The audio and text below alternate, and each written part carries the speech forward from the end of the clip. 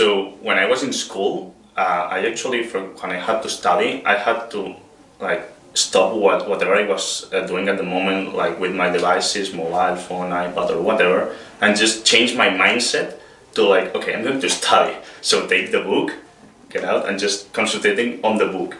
But with like having everything in the iPad actually helps me because it's like more fluent. It's a really fluent way to study, because you can be just like doing your stuff and just be like, okay, what was the grammar that we did last day? So you can just watch the video first, stop it, watch the video for a second, and then just go back to whatever you were doing. So it's like really fluent. Yeah, that's the word, fluent.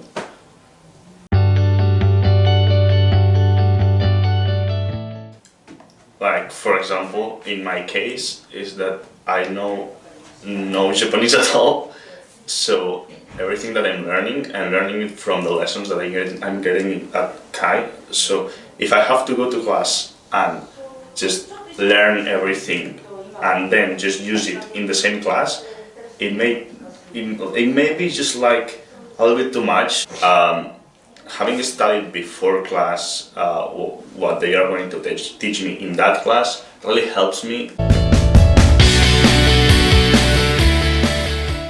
If you have it on paper, just on paper, you're only kind of copying it and just doing the exact same thing twice. But with the video, you're actually not only copying it and like having notes of it, also you can like take your time to think about it, because it gives you like, it marks you like the timing that you have to follow. And also if you don't understand some point, you can just rewind it a little bit and just take your time to actually think about what you're thinking, what you're writing. When I'm learning with the video and I spot something that I think it's important for me to learn, I actually pause the video and take my time to write it and to comprehend it, so I can use it for home.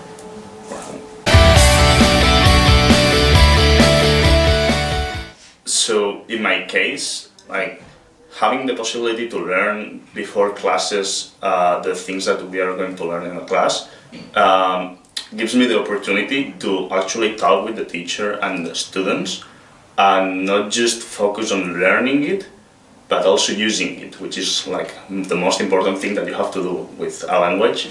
So yeah, so when learning a language, it's really important that, for example, if you use the conventional method, you actually are just memorizing things and then you have the test. So you're not really you're not really learning a language, you're just memorizing random grammar and you're not mastering it.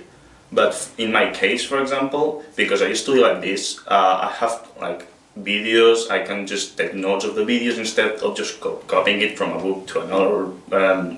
I can also like use flashcards that help me really, for example, for the kanjis to memorize them. I have mini tests, which helps me like, okay, I did this bad because maybe I didn't understand it at all. I have to like check it again. And also we have the classes where you go with all the things that you have learned beforehand and just master it. Like, actually you understand why you are learning this, and then after all this happens, you have the test, which usually goes well for most of the students because, yeah, like they know what they are saying.